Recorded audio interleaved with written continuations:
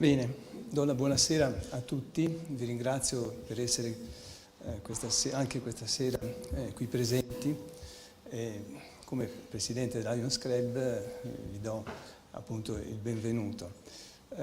Questa è una serata particolare, è l'ultimo meeting dell'anno e naturalmente ci si sente un po' più tranquilli e più sollevati. Ho una parte istituzionale da presentare, cioè sul significato del Lions.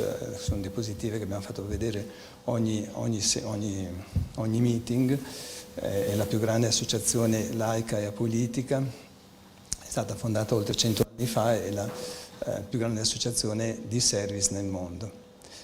Il service sono la salute, ambiente, scuola, giovani, sport e comunità. Secondo me, l'ho sottolineato rispetto ad altre volte, è un'ottima e in un certo senso anche unica occasione per molti professionisti o imprenditori di fare volontariato, perlomeno di fare volontariato in maniera strutturale. Questa è una cosa che non devo fare scouting, però è una cosa da tener conto, è importante. Il Lions Club di San Daniele ha 52 anni, sta crescendo. Negli ultimi 2 anni avremo anche un ingresso di altri soci adesso alla charter. Abbiamo fatto tutti i campi un po' dei service significativi, particolarmente carino, forse perché anche per la mia professione, è stato quello dell'ambbliopia. L'anno scorso abbiamo regalato a tutte le scuole della zona di Maiano e di San Daniele gli 8 tipi per fare lo screening. Quest'anno abbiamo regalato il test di Lang, che è un test che scopre immediatamente se non c'è la stereopsi. Il prossimo anno consegneremo quello il test dei colori.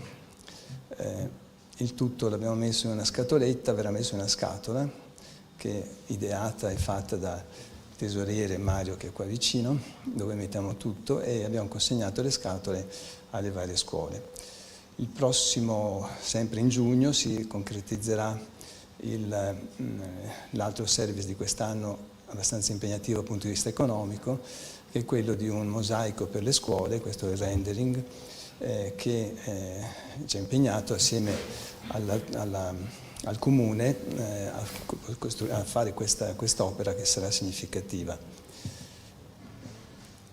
È stato un anno abbastanza impegnativo, anche divertente. Abbiamo incominciato a settembre con l'amico Lamberto Zanner a parlare di geopolitica e sviluppo sostenibile. È stato un meeting molto importante e estremamente attuale, visto quello che è successo in Ucraina.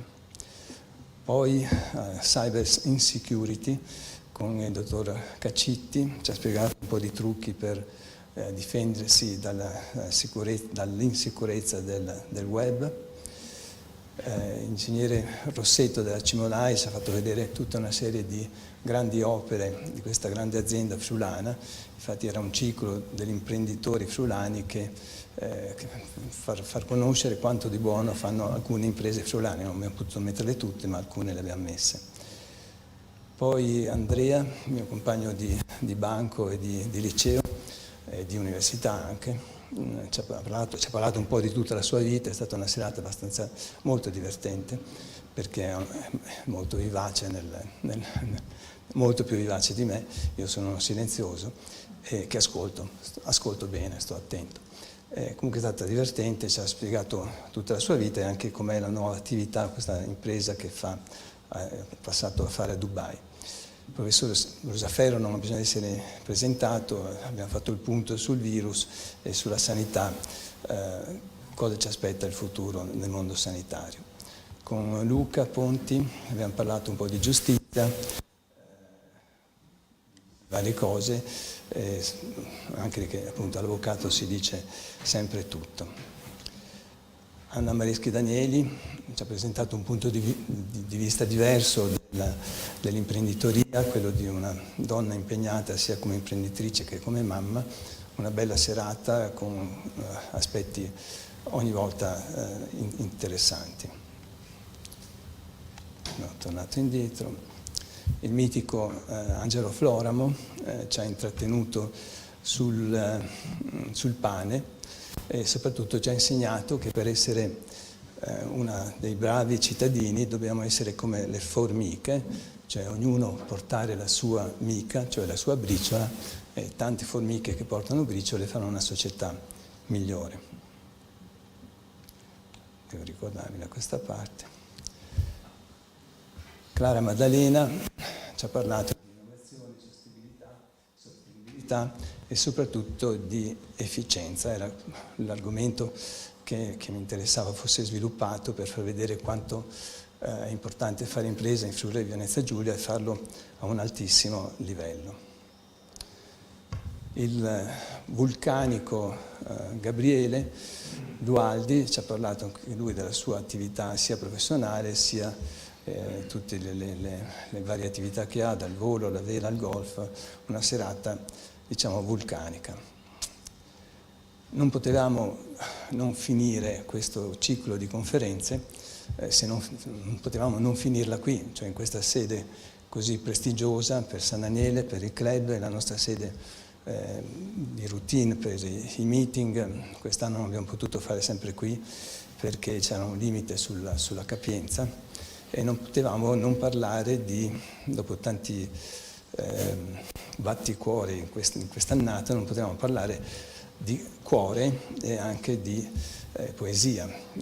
È abbastanza originale che venga dato al cuore tutta la parte dei sentimenti, cioè di quello che noi sentiamo col cuore. In verità non è proprio un muscolo che sente quello che sentiamo, ma il cervello, però è molto più romantico parlare di cuore. E non poteva parlarci di cuore se non uno che, a forza di fare professionista del cuore, ha scoperto l'aspetto poetico di questo muscolo e ne ha tirato fuori delle poesie che raccontano la sua vita, anche in maniera molto intima. Alessandro Fontanelli fin da piccolo era predisposto a fare salti in lungo, in questo caso, perché è stato campione nella specialità di salto in lungo con la squadra della Libertà Sudite nel 68, ma poi ha continuato a fare salti in lungo, non si è fermato e ancora adesso sta continuando a saltare. Si è laureato in medicina a Padova con la specializzazione, è stato medico interno.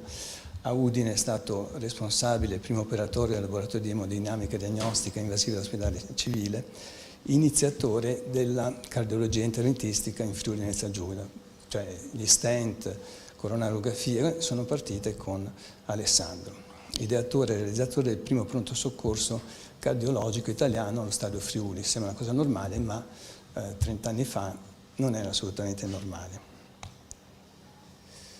Qui abbiamo una rivista che evidenzia appunto la cardiologia interventistica all'ospedale civile di Udine. Naturalmente ha continuato a fare salti in lungo, è stato ideatore e realizzatore del primo progetto italiano di trattamento invasivo dell'infarto acuto, tutor per l'emodinamica in varie strutture, Modena, Reggio Emilia, Bologna, fellow della Società Europea di Cardiologia, direttore del Dipartimento Verticale di Medicina all'ospedale di Gorizia, questo è il primo passaggio fuori Udine, insegnante presso la scuola di specializzazione di cardiologia dell'Università di Trieste. L'ultima parte, quella più impegnativa, perché è stata 18-20 anni mi sembra, è stata a Vicenza, all'ospedale alta specializzazione San Bortolo, che per chi è medico sa che l'ospedale di Vicenza è forse l'ospedale più grosso del Veneto, non universitario. Prima è stato primario, poi direttore del Dipartimento Strutturale del Cuore e direttore del Dipartimento Strutturale Cardiovascolare. Professore a contratto all'Università degli Studi di Verona, professore a contratto per l'Università degli Studi di Padova. Il suo training è stato un po' in tutto il mondo, a Utrecht, Rotterdam, Houston, Francoforte, New York e Kansas City. Organizzato 18 convegni e congressi, moderatore in 82 congressi, autore di oltre 250 pubblicazioni, insignito del riconoscimento del Friulano dell'anno nel 2016 dal Focolare Furlan di Vicenza e Bassano del Grappa. Quindi tutta una serie di salti molto in lungo. Se faceva anche salto in alto, dopo eravamo fregati. Salti in lungo. Naturalmente, fra un salto e l'altro, lui ha avuto il tempo, perché lui scruta le persone, le guarda, le fissa, uno dice ma guarda cosa sta pensando, lui guarda e pensa cose, dal mio punto di vista, che sono essenzialmente pratico, cose un po' strane, però per essere poeti e diciamo in un certo senso artisti, bisogna pensare un po' in maniera diversa dal pragmatico. E ha scritto 3 raccolte di poesie, di cui l'ultimo è stato il regalo a tutti i relatori, tranne lui, perché lui ce l'ha già, insomma, avrà un altro regalo questa volta. Naturalmente, siccome chi non apprezza molto le poesie, non capisce subito le poesie, ha bisogno di un aiuto, lui ha pensato a me e sta incominciando a scrivere racconti, per cui il Back to the Future o il futuro saranno i racconti che anche uno così sempliciotto come me riesce a capire, almeno sono strani lo stesso, perché quelli che ho sentito sono abbastanza strani. Naturalmente io vorrei che lui facesse un altro salto nel futuro, nel presente, tornando a fare il capitano della sua Clara appunto Zero, e così possiamo fare altre cenette in Pozzetto per restare bene in compagnia. Ormai quei figli sono cresciuti, avremo i nipoti dei figli, però sono dei ricordi sempre bellissimi. Le grigliate con la maschera da sub e i 2 giovanotti qua contenti, sono foto di qualche anno fa. E adesso non ci resta che ascoltare Alessandro per vedere cosa ci saprà raccontare di cuore, di cardiologia, di amicizia, un po' di tutto.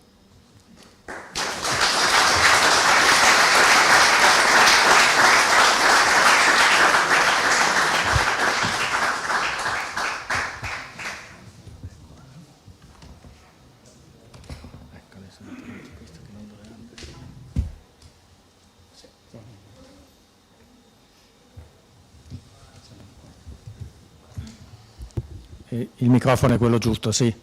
Mi sentite bene?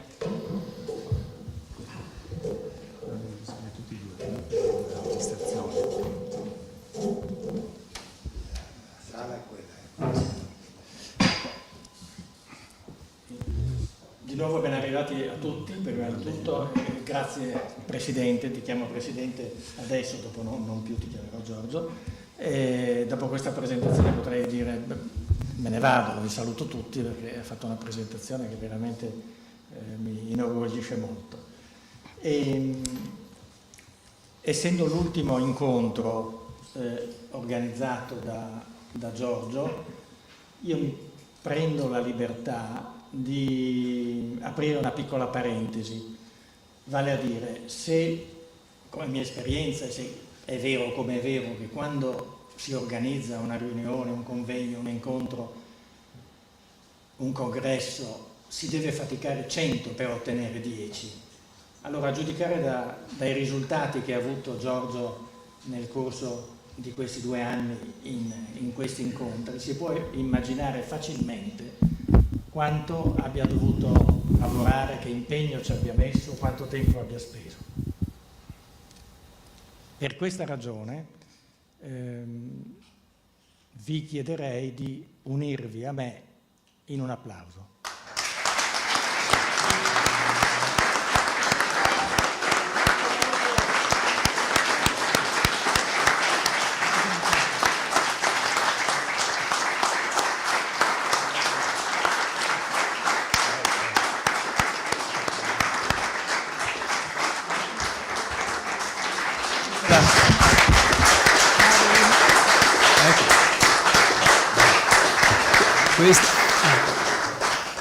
Questo, il merito non è... Cos'è questo?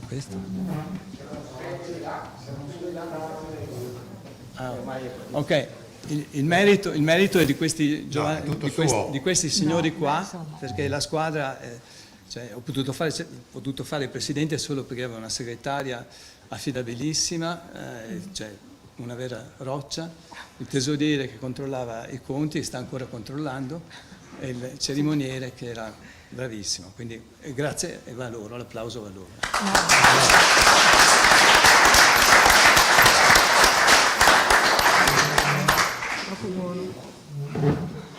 Credo che se ci fosse l'applausometro sarebbe arrivato in alto nella scala, quindi mi ha fatto molto piacere. Allora, grazie per l'invito a parlare dell'argomento che tratterò, grazie anche per la sede così prestigiosa, uno scrigno. D'altra parte, sotto il profilo proprio poetico, c'è da pensare che qui sono venuti in visita il Foscolo, il Carducci, e di questo mi mette un po' in minoranza, non è facile parlare qua. Il titolo poi, Poesia e cardiologia, può sembrare paradossale il fatto di abbinare una materia letteraria con una materia scientifica, e cercherò di armonizzare questi due argomenti parlando del mio sentire negli anni in camice e cercando di dare dei messaggi pratici, diciamo scientifico-divulgativi, e armonizzare questi due aspetti non è facile. Dovrei essere bravo come il regista di un musical, cioè abbinare cantato e parlato in un certo modo. Non lo sono, quindi siate benevoli. In questa prima diapositiva, questa di presentazione, voglio mettere in evidenza il logo che ho scelto. Questo è l'Icaro di Henri Matisse, è una figura di uomo che non ha le ali, è più danzante che in volo, e lo stesso artista specificò che in questo caso era la mente e questo punto rosso, punta di pennello, che gli dava la forza per volare. E in questo punto rosso noi ritroviamo un po' quello che Giorgio diceva prima. Sappiamo qual è il significato per tutti del cuore, benché sia solo un muscolo e poco più. E rimanendo nell'ambito delle immagini artistiche, faccio riferimento a questa opera comparsa esattamente 20 anni fa sul muro del ponte di Waterloo a Londra, a opera del più grande artista di strada, cioè Bankis, dove c'è un cuore, un palloncino a forma di cuore, sfuggito di mano a una bambina, e il significato è la possibilità di perdere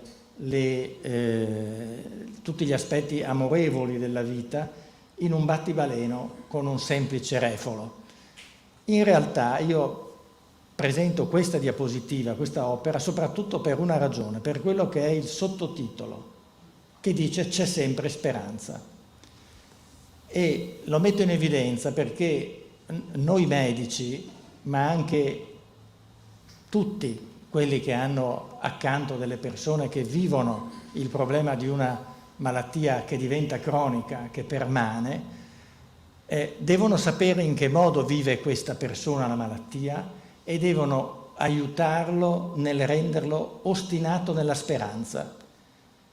Vivere ostinato nella speranza è molto difficile ed è uno dei compiti principali del medico, aiutare la persona che deve vivere con questa speranza, anche perché molte volte abbiamo delle soluzioni che sono davvero straordinarie, come vedremo. Ho fatto vedere due immagini del cuore e quindi è inevitabile che io inizi con una lirica che ho dedicato al cuore. Non è mai opportuno spiegare il contenuto di una poesia, perché ognuno la deve interpretare secondo il proprio vissuto, secondo il proprio sentire. Io qui dico qualcosa solo a proposito del titolo. Il titolo deriva dal fatto che ho letto più e più volte delle pagine di Andrea Zanzotto sul brusio delle lingue, vale a dire sulla possibilità che noi abbiamo, anche sentendo le lingue più diverse di cui non conosciamo nemmeno una parola, la capacità di intuire da che regione del mondo arrivano. E questo, secondo Zanzotto, per questo brusio di sottofondo, che è un qualcosa di universale. E allora cosa c'è di più universale del tum-ta, il suono del nostro cuore, che abbiamo tutti, ovunque si viva? E quindi l'ho intitolata Naturale brusio. Ti sento sotto il costato, anche quando il ritmo cadenzato imbavaglia le tue follie e la tua voce è solo un discreto tum-ta, naturale brusio che vale una lingua universale. Sei il picchio operoso dentro al mio tronco e non conosci pace mentre il mondo tace. Non hai ali, ma valvole dai lembi sottili come vele minuscole nel vento bizzoso della mia fola. Non hai il becco, bensì dimore per il sangue rosso e vischioso che nutre ogni briciola del mio io. Sei piccolo come un pugno. Eppure, quanti cari albergano in te, ospiti spesso ignari e ciechi custodi delle mie premure. Quindi ti son grato, cuore mio, e ancor di più, se nell'attimo opportuno diverrai padrone della mia casa e per farmi cosa gradita impazzirai senza preavviso. Vi faccio notare quest'ultimo verso perché ci ritornerò.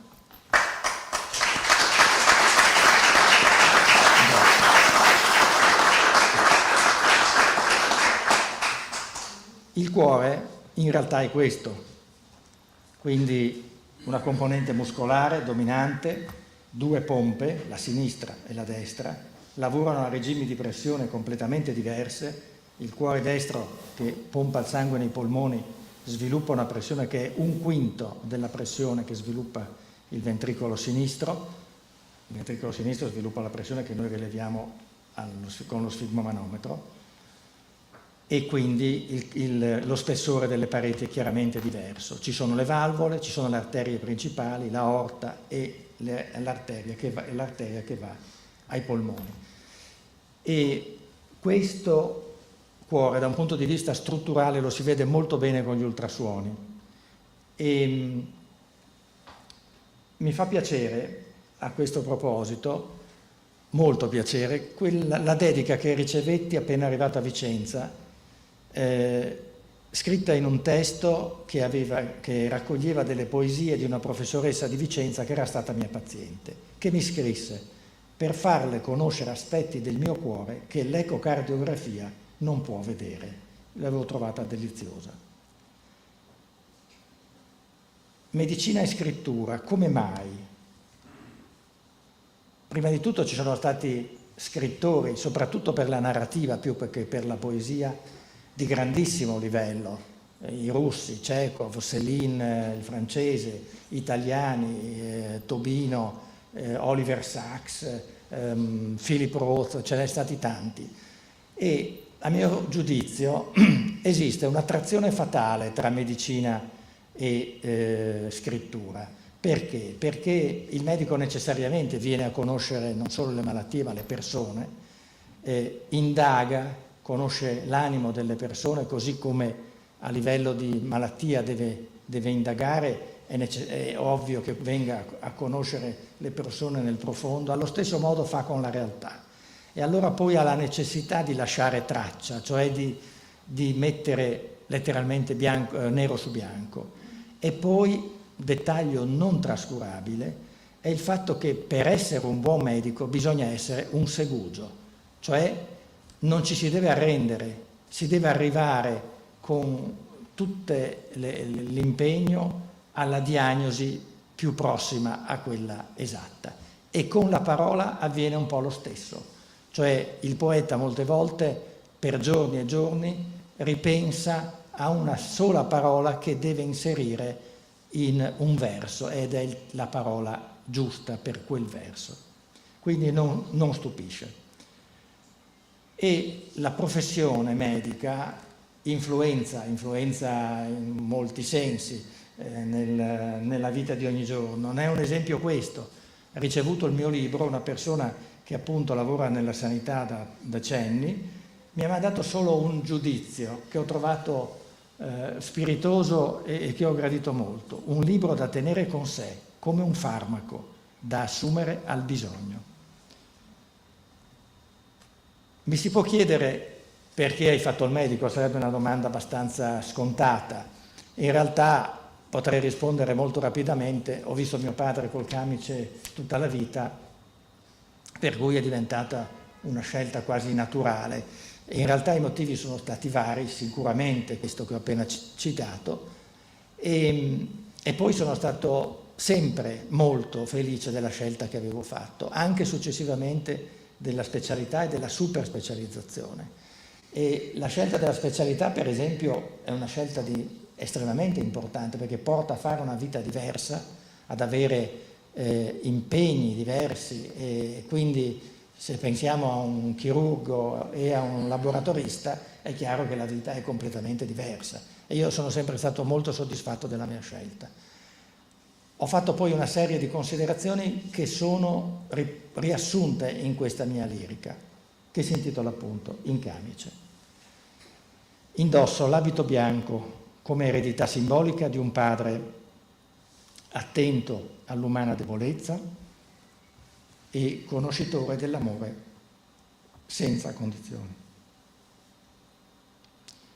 Mi auguro sia accaduto l'olismo dei sentimenti, da quel che da lui ho appreso e da quel che nell'animo ho elaborato.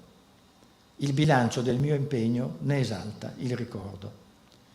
Gli confiderei che al pari suo la visita all'esistenza di quanti mi si sono affidati è stato il privilegio della mia vita in camice, che per loro ho frugato del mio confinato sapere ed ho usato le mani come una finestra della mente, evitando gesti ripetuti da insetto laborioso e trovandone rispetto per me stesso.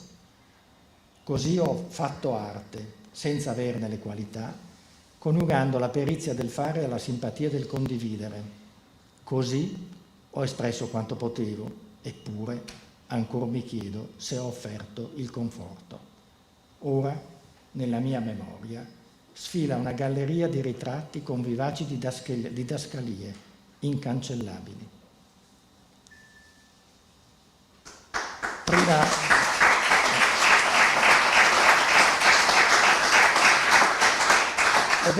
Ho detto prima che il fatto di passare come in un musical dalle poesie ai messaggi pratici, cardiologici, è difficile, e io ho volutamente iniziato con dei messaggi riferiti a una patologia che è dirompente, quindi non meravigliatevi, ma adesso parlerò della morte improvvisa.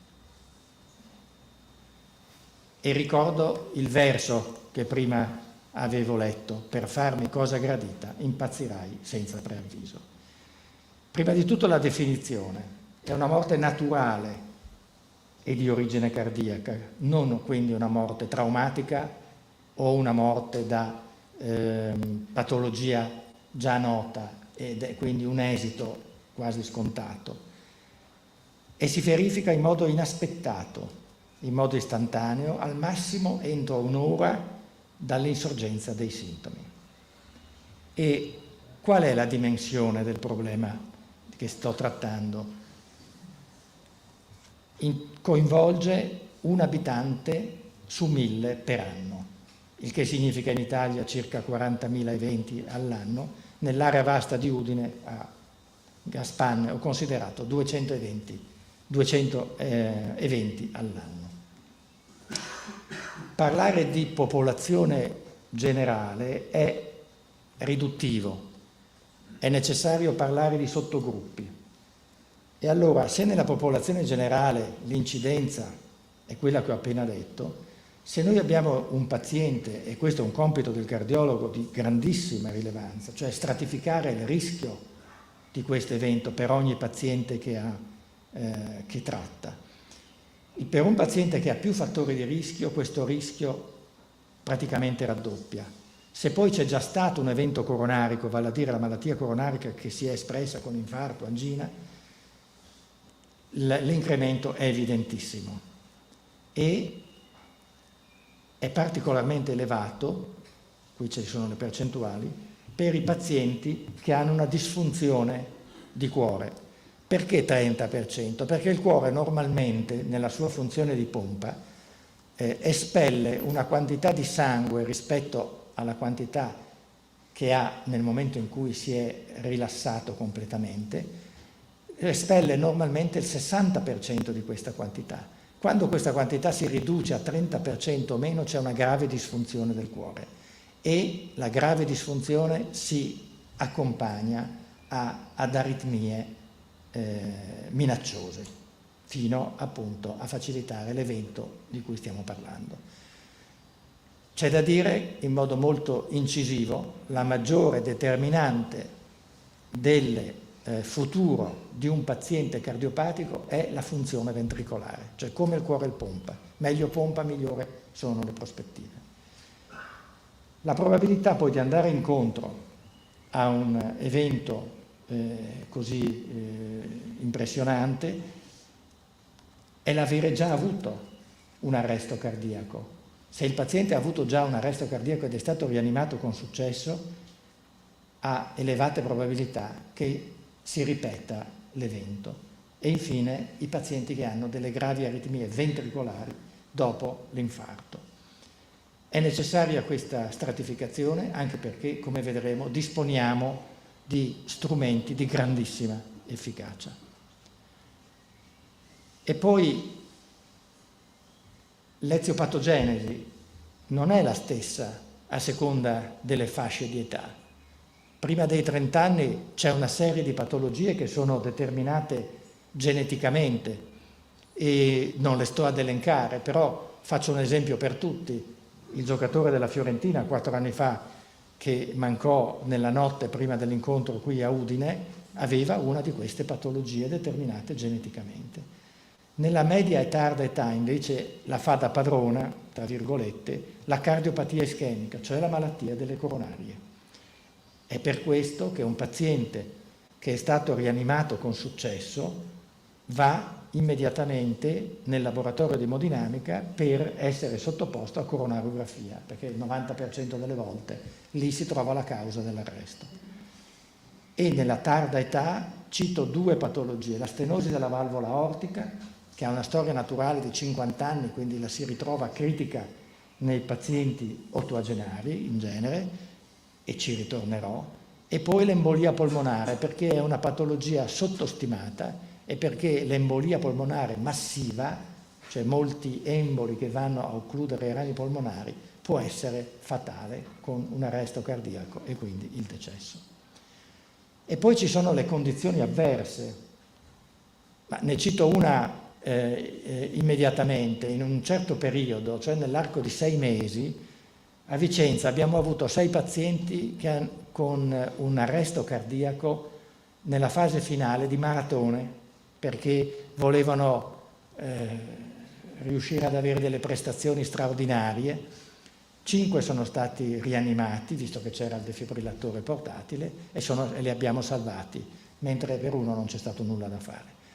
Nel 1983, all'inizio del 1983, proprio in considerazione di questi fattori che favoriscono questo evento, e quindi il freddo, l'emozione, il fumo, per i pazienti maschi è più frequente, ebbi l'idea di organizzare allo Stadio Friuli un pronto soccorso cardiologico con 2 defibrillatori portatili, le stazioni degli infermieri e 2 cardiologi sempre presenti. Ebbi il supporto del mio primario e del direttore generale dell'Udinese immediatamente, e quindi nel campionato 83-84, che a Udine chi ha una certa età ricorda per forza di cose, non per il pronto soccorso ma per chi giocava nell'Udinese, e abbiamo salvato in quegli anni dei pazienti, ed è stato il primo pronto soccorso cardiologico in uno stadio in Italia. Ho parlato di speranza e di strumenti estremamente importanti e strumenti salvavita che noi abbiamo a disposizione. Questo è uno di quelli. Vale a dire, è uno strumento capace di sentire l'aritmia, oltre che stimolare il cuore, oltre che registrare tutte le alterazioni del ritmo. Si chiama defibrillatore impiantabile, viene messo come un normale pacemaker sotto la cute, sotto la clavicola, e questo strumento è in grado appunto di riconoscere l'insorgenza dell'aritmia e di farla cessare erogando una scarica. Questa è la contrazione normale del cuore. Quando insorge l'aritmia, il cuore non è più in grado di sviluppare un'onda di pressione, il cervello quindi non ha più una ossigenazione adeguata e dopo qualche secondo il defibrillatore avverte l'insorgenza dell'aritmia e genera la scarica. Precisazione: fibrillazione ventricolare, non confondete con la fibrillazione atriale, che è una aritmia cronica che hanno tanti pazienti e con cui si può vivere tranquillamente.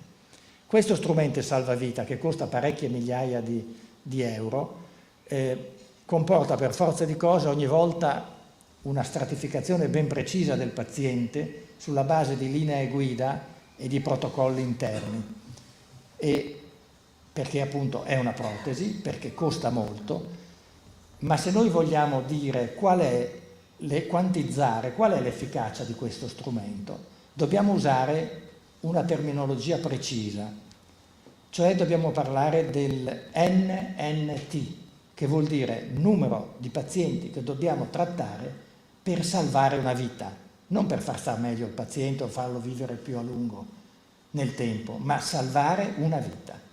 Questo strumento ha un NNT pari a 6.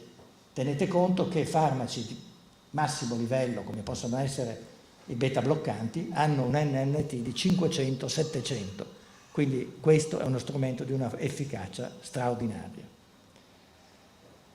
Sempre in campo elettrofisiologico, un'altra delle grandi novità, questo negli ultimi 20 anni, è la ricostruzione dell'attività elettrica del cuore. Nei cuori disfunzionanti, posizionare più cateteri in varie parti del cuore, destro e sinistro, e stimolare il cuore ricostruendo l'attività elettrica, fa sì che ci sia una corrispondente funzione meccanica che migliora decisamente. In pratica si recupera una sinergia nella contrazione della pompa principale. E i pazienti, vi garantisco, se sono dei pazienti valutati bene, sono dei responder, hanno un miglioramento immediato, ritornano in reparto dicendo che da anni non sentivano nelle estremità il flusso come da quando è stata fatta questa resincronizzazione, e la loro tolleranza allo sforzo, alla qualità della vita cambia notevolmente. Non parlo di ablazioni perché mi porterebbe molto lontano, ma sappiate che nel trattamento delle aritmie oggigiorno molte volte vengono proposte le ablazioni, cioè delle procedure con i cateteri che, dopo aver mappato le aritmie, erogano dell'energia che provoca delle piccole cicatrici interrompendo i circuiti o eliminando i foci che sostengono le aritmie. È un campo che è letteralmente esploso. Giro pagina per andare a parlare del fatto che in 30 anni, questo è un lavoro del New England, ormai datato ma sempre importantissimo, in 30 anni con le terapie c'è stato un incremento della durata della vita di circa 7 anni. Per il 60% questo incremento si è ottenuto grazie alle terapie in campo cardiovascolare. Non c'è paragone con vantaggi avuti, come si vede in altre situazioni. E come si può spiegare il fatto che i decessi siano diminuiti, in particolare per quanto riguarda la malattia delle coronarie, di cui parlerò dopo? Le ragioni sono due. Una sono i trattamenti, e quindi la terapia medica, la cardiochirurgia, la cardiologia interventistica, e si ottengono dei risultati che molte volte ci hanno lasciato stupiti, non ce li aspettavamo, quella che io ho definito la prelibatezza del guarire oltre l'atteso. E l'altro aspetto fondamentale è l'intervento a livello dei fattori di rischio. I fattori di rischio li conosciamo tutti, io non sto ad elencarli, dico solo che tranne la familiarità tutti gli altri possono essere oggetto di cure, attenzioni, e l'efficacia di questo intervento sta in questo 44%. È stato anche effettuato uno studio veramente planetario nel 2006 per andare a vedere quali sono i fattori protettivi nei confronti dell'evento infarto. Sono stati studiati 15.000 pazienti, con 15.000 pazienti del gruppo di controllo in 52 paesi, e sono risultati alla fine 3 i fattori protettivi: l'esercizio fisico, aerobico protratto, correre, bicicletta. E qui apro una parentesi per darvi un messaggio che è estremamente importante. Il beneficio metabolico che si ha dopo l'esercizio fisico ha una durata limitata, mediamente 48-72 ore. Il messaggio pratico è: occorre fare esercizio almeno 3 volte alla settimana per avere un'efficacia costante. Poi ha stupito il fatto che il consumo di alcol, in particolare del vino rosso moderato a pranzo o a cena, quindi nei pasti, ha un effetto protettivo perché ha un effetto antiossidante. E poi un'alimentazione ricca di vegetali, frutta e verdura. Io parlo solo di un fattore di rischio che francamente ho considerato molto poco per tanti anni, ed è l'obesità. Il messaggio pratico è questo: ottenere il peso ideale, in particolare per pazienti per esempio diabetici, è una chimera. Fanno degli sforzi ma non c'è niente da fare. Allora a questi pazienti va detto che perdere il 10% del loro peso corporeo li premia. Perché? Perché se ne va buona parte del grasso viscerale, quello che sta tra i visceri, non il pannicolo adiposo. E questo grasso viscerale libera delle sostanze, in primis la adiponectina, che hanno un effetto nocivo marcato sul sistema cardiovascolare. In altre parole, con uno sforzo accettabile possono essere premiati perché eliminano questo grasso particolarmente nocivo, e quindi vanno spinti in questa direzione. E a proposito di questo, mi sono chiesto varie volte: un paziente in sovrappeso e che non riesce a ottenere il risultato che vorrebbe, come guarda, come accetta queste immagini che ci continuano a mandare alla televisione, sulle riviste, nei film. E quindi da questo, proprio nel mio studio, è nata, alla fine dell'attività, dello studio, è nata questa lirica, dove io immagino di essere il generale dei corpi. E c'è una premessa: un grandissimo poeta inglese del Seicento, John Donne, scrisse il verso "Nessun uomo è un'isola", che è diventato famoso perché Hemingway l'ha inserito all'inizio del suo libro Per chi suona la campana. E io ho pensato che anche per quanto riguarda il corpo nessun uomo è un'isola, e quindi è nata questa poesia dal titolo Il generale dei corpi. Nella clausura del mio studio mi accosto ai pazienti e sgorga un empatico pudore. Vorrei essere generale di un esercito di corpi sofferti, abbondanti, consunti, perfino deformi, che popolano gli ospedali, e armarli per scacciare quiz e show, rivendicando rispetto per la carne cresciuta addosso da clandestina e per la sua sacralità che non ammette confronti sparati come granate, dimentiche della pietas e del monito di Dan.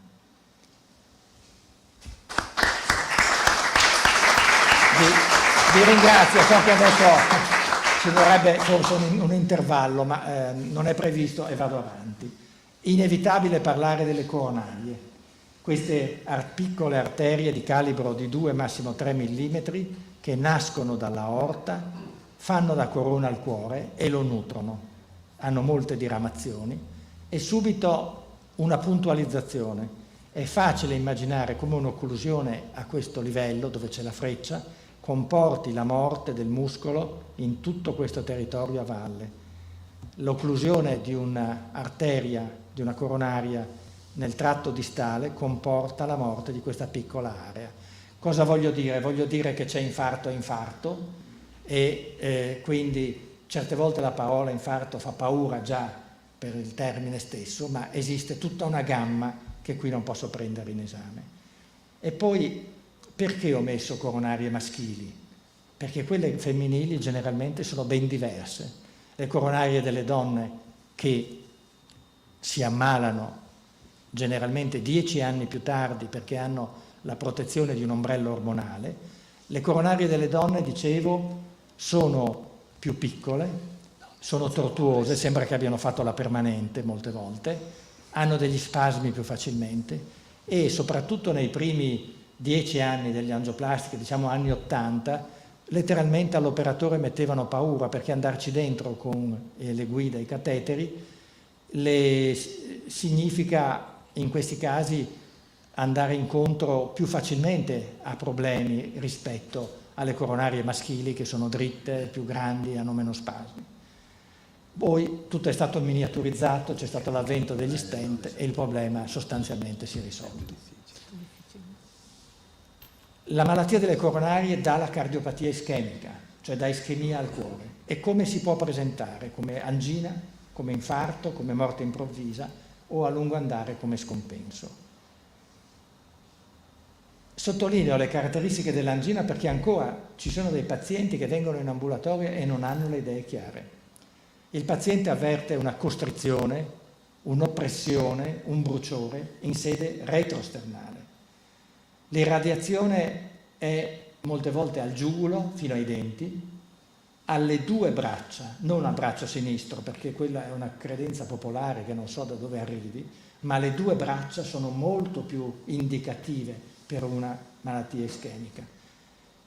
E la durata, in genere l'angina dura pochi minuti, 5 minuti, 10 minuti, non di più. Esistono dei fattori scatenanti, come abbiamo visto, con un rapporto causa-effetto. Ma a questo proposito voglio darvi un input sulla fase di malattia.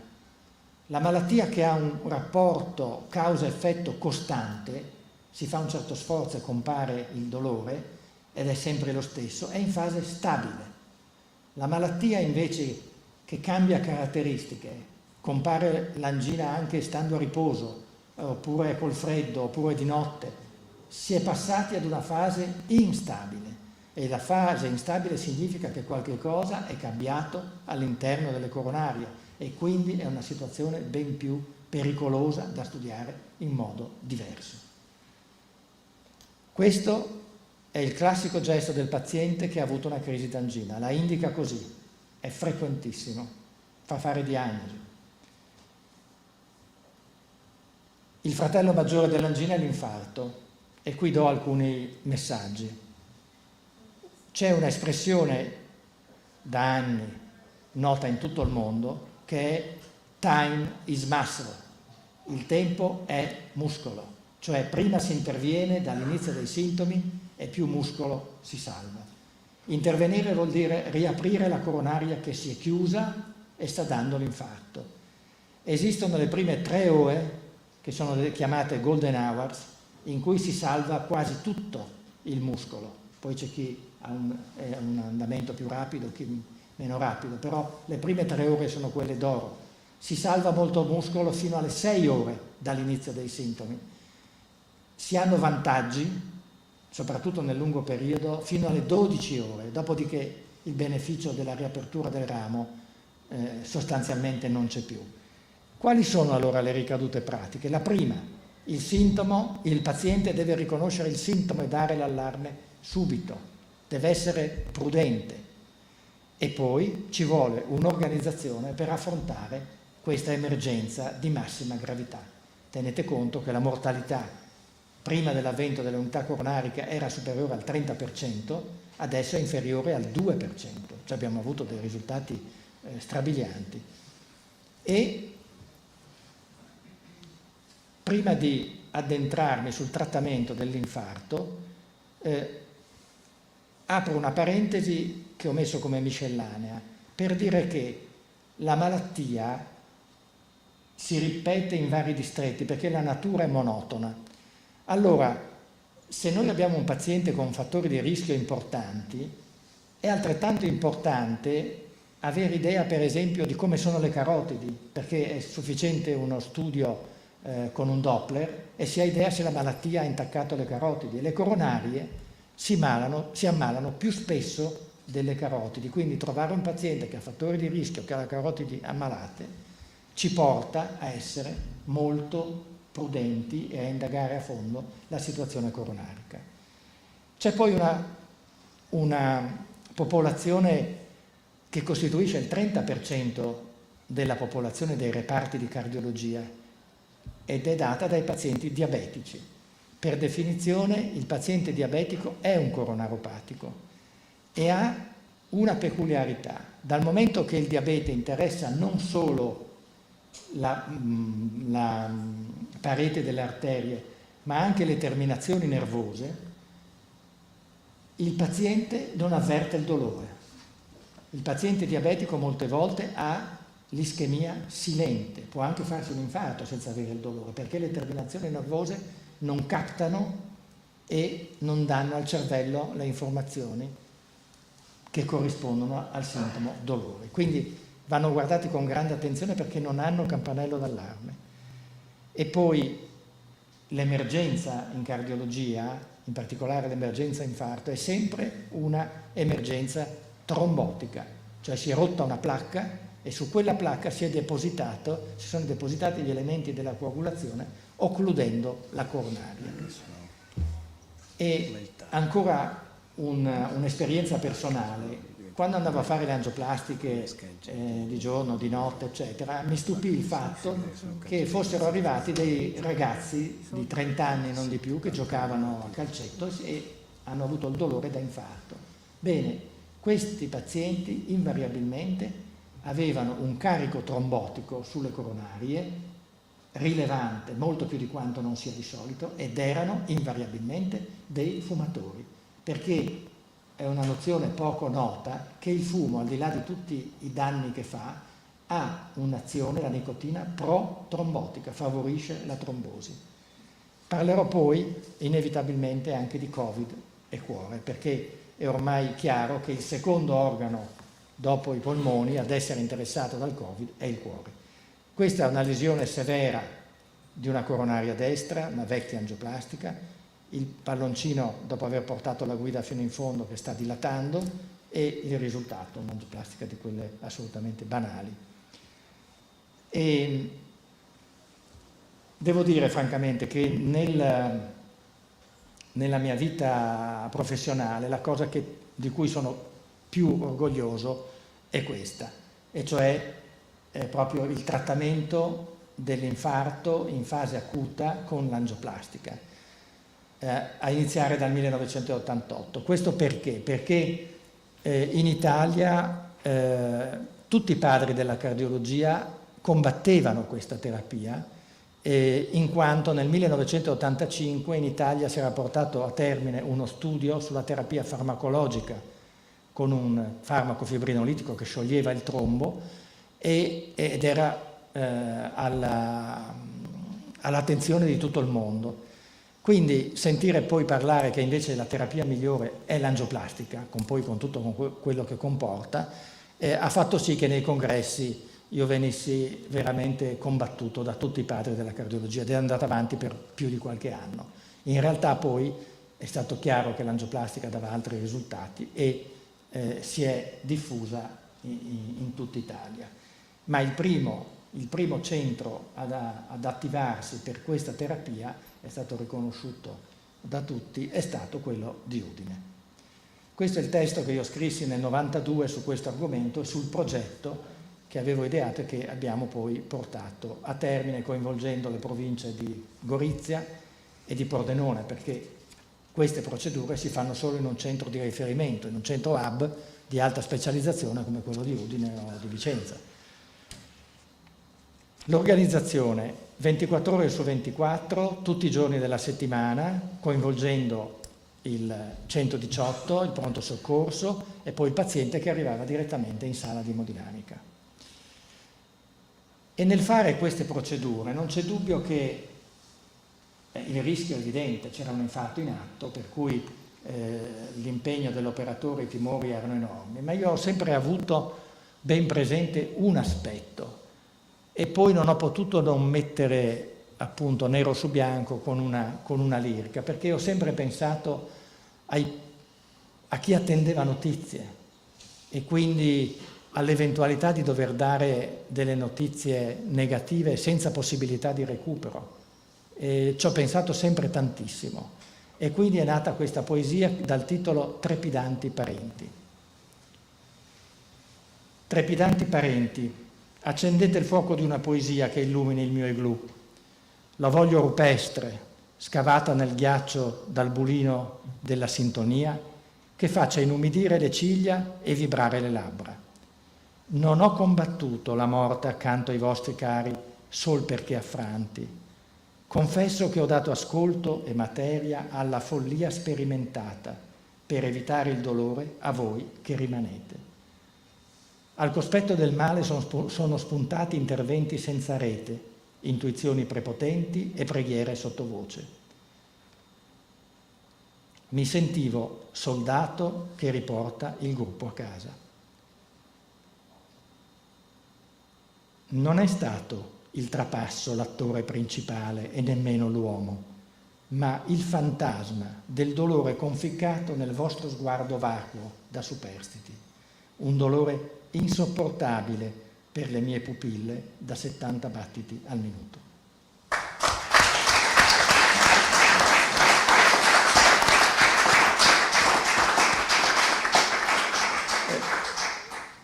Prima ho parlato dell'aspetto che c'è sempre speranza e mi sono quindi soffermato anche su quello che ho imparato negli anni e che francamente all'inizio della vita professionale nessuno mi ha mai detto, avrei voluto che me lo dicessero. E quindi ho immaginato di parlare con un giovane collega e di dirgli che cosa nella mia esperienza sono le malattie, che cosa costituiscono, che cosa rappresentano. Gli direi: ricorda, allievo di Ippocrate, le malattie avvolgono, penetrano e si impadroniscono con dolori freddi e sinistri e, quando persistono, divengono regnanti dispotici, ladri di certezze e di futuro. Fanno regredire a bambini col riemergere di paure, demoni, fantasmi e timori dell'abbandono da certezze tradite. Rendono vulnerabili, ma accorti e uditori sol di quel che gli aggrada. Comunque incapaci di cogliere il bello del vivere, perché l'incertezza è divenuto il filo conduttore sempre pronto a spezzarsi. Le malattie sono animali da preda e obbligano a rifugiarsi nelle residue passioni e ad aggrapparsi al vicino che talora sei tu. Concedono solo qualche sorriso che ha il valore di un attimo.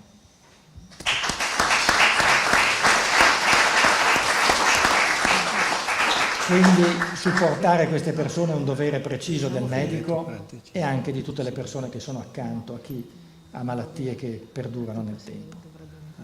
Ho detto che il cuore è il secondo organo bersaglio dopo i polmoni, d'altra parte cuore e polmoni lavorano assieme. E io non parlo della fase acuta, parlo del follow-up, in particolare da 3 a 12 mesi, perché mi rifaccio a un articolo apparso su Nature Medicine quest'anno. 150.000 pazienti, quindi una popolazione ragguardevole, confrontata con 5 milioni di pazienti senza Covid nello stesso periodo e 5 milioni di pazienti prima dell'avvento del Covid. L'incremento nel follow-up a 3-12 mesi, incremento più frequente per i pazienti che avevano avuto una forma grave di Covid, che avevano richiesto ricovero, ma comunque ha colpito tutti in percentuale diversa.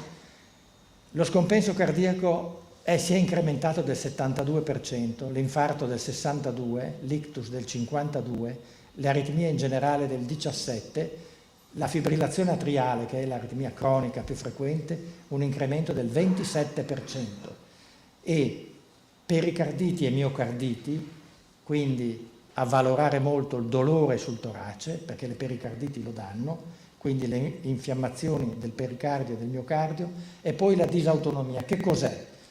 È uno sbilanciamento tra sistema nervoso simpatico e parasimpatico, quelli che regolano la nostra frequenza cardiaca, la pressione, la dilatazione delle pupille, e c'è questo sbilanciamento, per cui ci sono pazienti che dicono: io adesso ho una tachicardia per sforzi modestissimi, che non si spiega perché lo si guarda un cuore che funziona normalmente, però è legata a questa disautonomia. Altri hanno invece il problema del ritmo troppo lento, una bradicardia, problemi di conduzione. Quindi ogni volta io chiedo al paziente immediatamente se ha avuto il Covid, perché guardo il paziente con un occhio diverso. E un'altra puntualizzazione: questi sono dati forniti dall'Agenzia Europea del Farmaco e tratti dal sistema sanitario francese e scandinavo. Le vaccinazioni con l'RNA messaggero, in questo caso il Moderna, un incremento di miocarditi e pericarditi, ne viene colpita una persona su 10.000, più spesso dopo la seconda dose e con manifestazioni nei primi 15 giorni dalla inoculazione. Quindi, a dire, particolare attenzione nel primo periodo, sapendo che possono esserci queste patologie che sto segnando, e colpisce più spesso i giovani maschi al di sotto dei 30 anni. È una cosa che ha stupito, ma è così. E recentissimamente sono usciti dei dati sull'incremento delle morti improvvise nei giovani, perché una miocardite misconosciuta può dare questo evento. Quindi necessariamente ci vuole prudenza. Sintomi: dispnea, tachicardia, dolore toracico. So che spavento un po', però credo che sia utile sapere queste cose. Apro un altro capitolo, non la farò lunga, che riguarda i progressi incredibili che sono stati fatti negli ultimi 20 anni in tema di cardiopatia strutturale, non più coronarie, ma cuore come pompa e soprattutto le valvole, difetti congeniti. Mi soffermo solo su 2 di questi interventi. Uno è la chiusura di difetti congeniti, letteralmente un foro all'interno, nella parete che separa le camere cardiache. Vi ricordo Cassano, ne hanno parlato tutti, aveva questo problema. Allora, una volta andavano dal chirurgo, adesso con questo device, che è in nitilol, quindi ha una memoria di forma, questo lo si può letteralmente schiacciare all'interno di un grosso catetere, viene portato il catetere oltre il difetto della parete e, rilasciando la parte più distale, cioè spingendo il sistema con questi 2 dischi alla fine, si apre il primo disco, lo si porta contro la parete, lo si ritira e va contro la parete. A quel punto, quando è ben fissato, si ritira ancora e si libera l'altro emidisco. Fanno una sorta di sandwich sulla parete chiudendo il foro. Si può svitare dall'estremità prossimale del catetere il device, proprio si gira a mo' di vite, e si stacca questo doppio ombrello che ha chiuso il difetto. Sono procedure estremamente rapide. Un anno fa circa una paziente mi disse a Modena: ma ha già finito? E io: ci metto di più dall'estetista. La cosa mi aveva colpito abbastanza, questo confronto con i tempi dell'estetista. E vabbè, comunque più lungo di una catarata. Allora, questa è, a mio avviso, la maggior novità negli ultimi 20 anni, perché questa è la valvola aortica, quindi da cui passa tutto il sangue che esce dal cuore e va nel nostro corpo. La valvola è costituita da 3 lembi, 3 piccoli nidi che si aprono e si chiudono, la pressione li fa aprire e poi si chiudono. La malattia della valvola aortica ha una lunga storia naturale, e si arriva in genere a valori critici di restringimento, cioè di stenosi, nel paziente ottoagenario che ha una valvola come questa, cioè la valvola calcifica fibrotica ha questo piccolo lume che rimane pervio e tutto il sangue deve passare da qui, e questo significa che il cuore deve sviluppare una pressione di 250-300 mm di mercurio per superare questo ostacolo. Allora, nel 1985 sono state fatte le prime dilatazioni al mondo di questa valvola con catetera con pallone da un francese di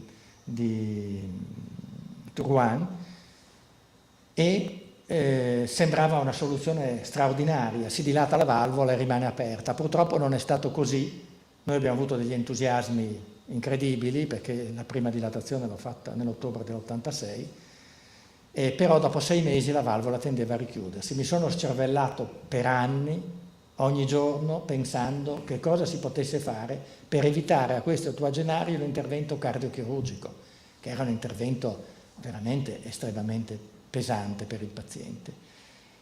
Sempre lo stesso Cribier, direi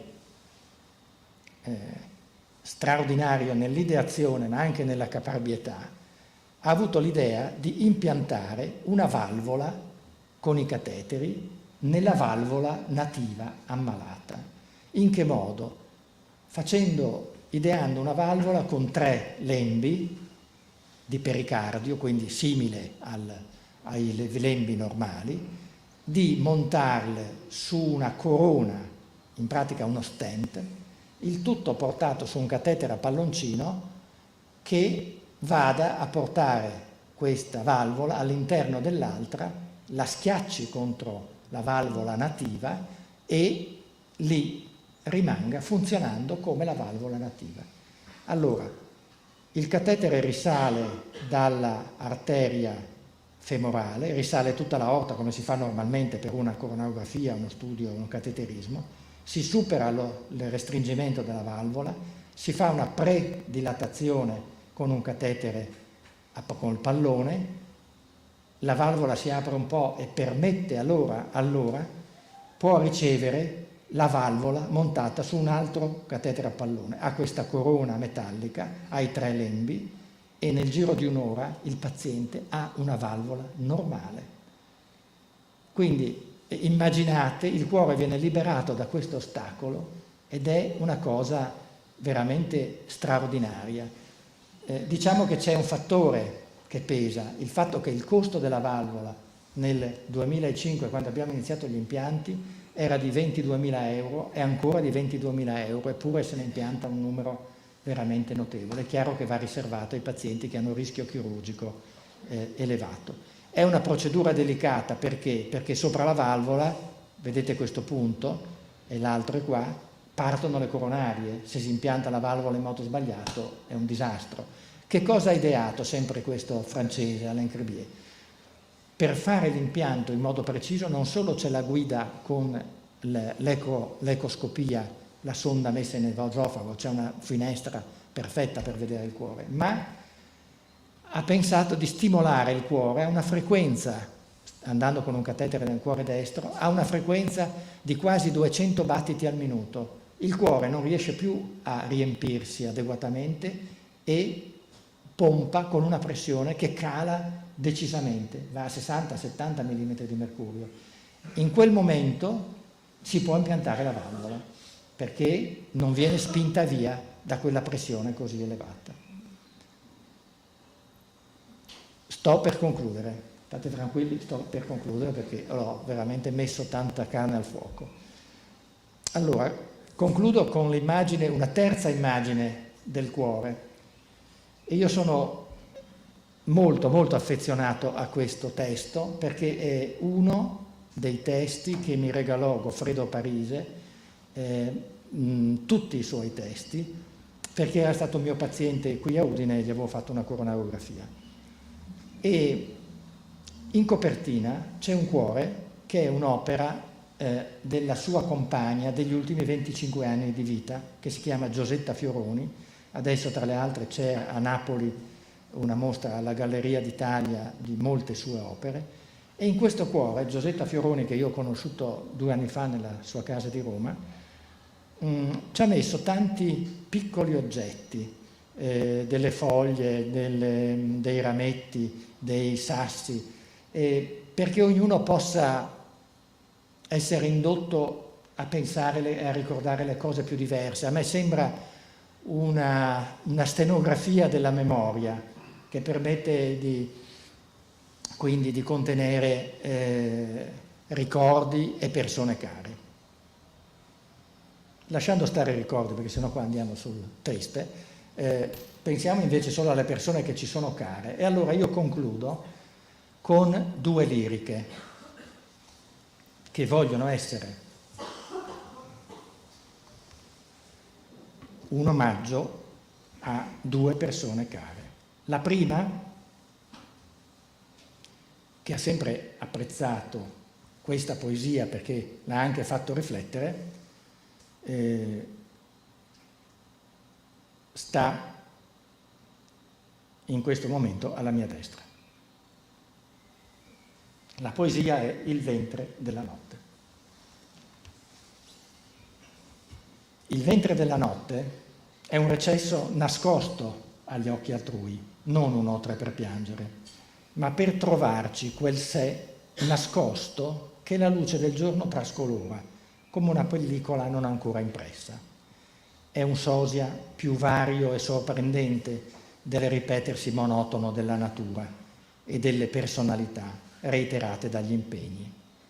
Si scrivono parole che al mattino ci sorprendono, a testimoniare una fuga salutare dagli appigli facili del fare. Svelare questo sé all'anima gemella, nel buio del silenzio, è un dono e un consegnarsi senza tempo all'altra goccia incontrata sul filo della nostra vita.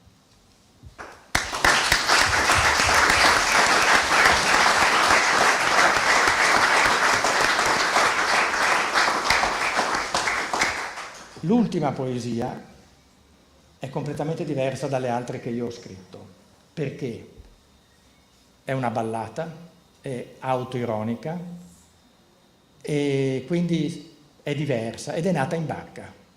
Proprio quando si dice nato in barca, è nata in barca.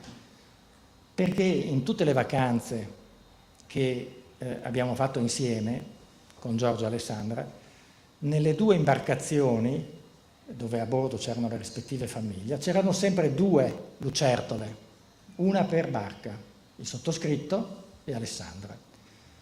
E ad Alessandra, appunto, per Alessandra leggo questa poesia, per lei c'è questo omaggio. A me non piaceva l'idea della lucertola, perché mi infastidiva un po', tutti dicono stai come una lucertola al sole. E allora ho pensato ad una nuova immagine, che è questa. Noi, cicale pensanti, di qualsiasi età, solo a volte piacenti, ma sempre con vanità, abbiamo un grande amore che non si può guardare, che non si può toccare, ma che ci fa girare non solo la testa, ma anche gambe e busto. Ne nasce un'energia senza una ragione, intrisa di poesia e non senza passione. A noi, cicale roventi, lo specchio ci rende contenti e, se non fosse per il pudore, è con noi che faremmo l'amore. E a dispetto del tempo, godiamo del caldo invadente e delle fantasie che ci burrascano la mente. Grazie.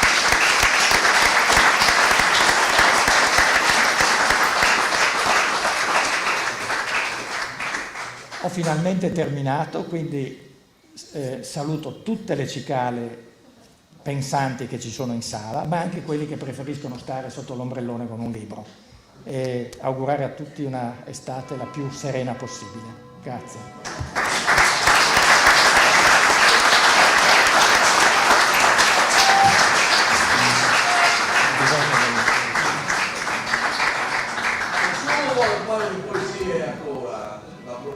Ne ha fatte, so che ne hai 7 un paio, nuove, nuovissime.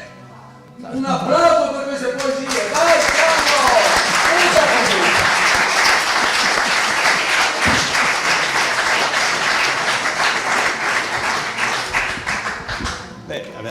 Abbiamo chiuso col cuore e con la poesia. È stata un'altra serata mitica.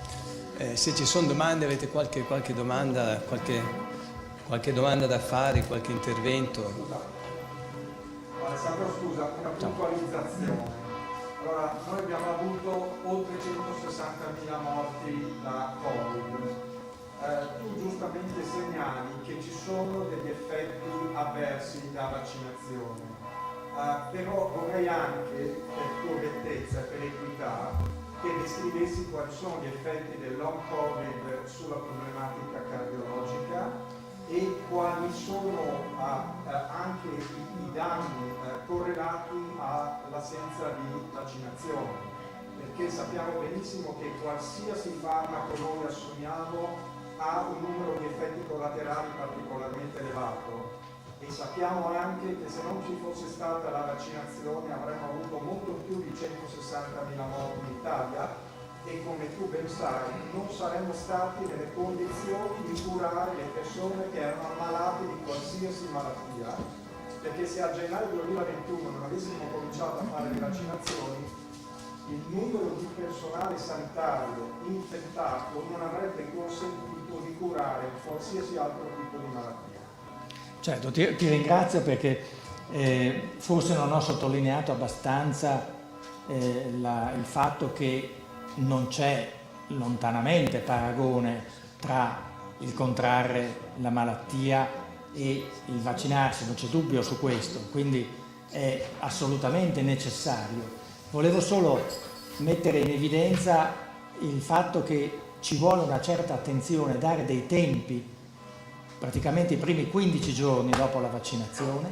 In questo caso, ripeto, si tratta della vaccinazione con l'RNA messaggero. Perché questo? Perché vedo che mediamente i pazienti ancora non hanno colto l'importanza del post-Covid per quelli che sono gli eventi e non ha idea, dopo vaccinazione, che è irrinunciabile, perché sicuramente irrinunciabile, avremmo avuto una situazione di gran lunga peggiore di quella che, ahimè, abbiamo avuto, di pazienti che non hanno idea di che cosa possa accadere realmente dopo la vaccinazione e soprattutto valorizzare certi sintomi.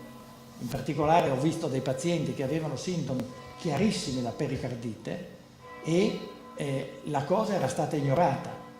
E teniamo conto che la pericardite o la miocardite nel post-Covid va trattata come la normale pericardite o miocardite. Alla stessa maniera un paziente che è stato vaccinato e che ha tutti i segni e i sintomi della pericardite va trattato. Quindi su questo hai fatto bene a fare questa precisazione, perché forse non ero stato abbastanza incisivo, ma lungi da me l'idea di dirvi anche la vaccinazione dà problemi. Alto là, non c'è paragone, ecco. Qualche altra domanda, qualche altro se no leggo commento? Un'altra poesia, se non hanno domande leggo un'altra poesia, non c'è niente da fare, ha ragione Tito. Bene. Poesie, dai. Un'altra poesia? Ci siamo. Cambiando argomento però, se lo desiderate, se no andiamo a mangiare. Certo, fai ancora una.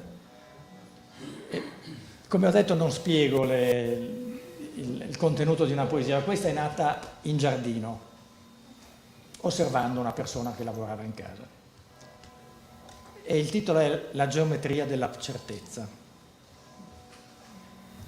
Per te mi identificherei in un'opera dell'uomo, eterna, semplice da decifrare e nutrice di serenità, in pace, di pietra calda e amica, custode della mia natura e dei misteri genitori delle tue fantasie. Un'opera che soddisfi i sogni di una vita intera, come salire verso il cielo e dominare il creato, e poi risponda ai tuoi semplici bisogni, meravigliarsi, accarezzare, ormeggiare i sentimenti. Eccomi allora, piramide nella pianura della vita, essenziale e attraente geometria della certezza. ormai vi tormento, ancora un minuto vi tormento e dopo ti lascio. È inevitabile scrivere d'amore, e allora non questa, ma questa. Le scarpe fedeli. Amarsi mi accompagna, già con lo sguardo, e poi tante volte, fino ad identificarci nei gesti appassionati. Così tante volte da consumare il tuo e il mio corpo con i loro difetti, fino ad adattarli come scarpe fedeli, un po' sformate e molto accudite, amiche del nostro viaggio e del confidare sul cuscino. Amarsi, mio tesoro, senza gerarchie, come primi violini in eco amorevole, finché i gesti lievi e musicali donano lo sguardo alle nostre dita, mentre il bene che ti porto mi si accovaccia dentro come un respiro aggiunto.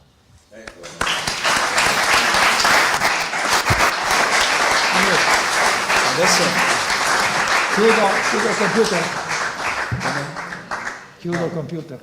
sì, adesso abbiamo capito perché quando parli di sentimenti pensi al cuore, ma pensi al cuore perché c'è il cardiologo che esprime tutti i nostri sentimenti. Adesso siamo alla parte, ringraziamo Sandro per la bellissima serata, ringraziamo tutti per essere qui. Io il presente che diamo a tutti, il guidoncino dei 50 anni,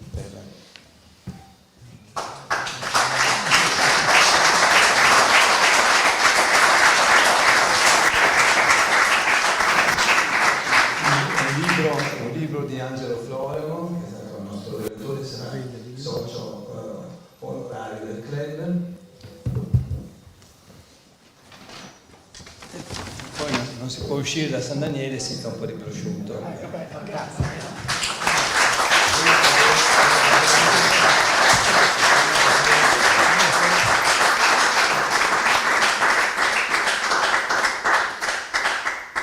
Aspetta, la tiro su un po'. Ok, allora adesso ci trasferiamo, che chi desidera naturalmente, suona la campana qua, poi torniamo a suonarla anche di là. Insomma. Ecco.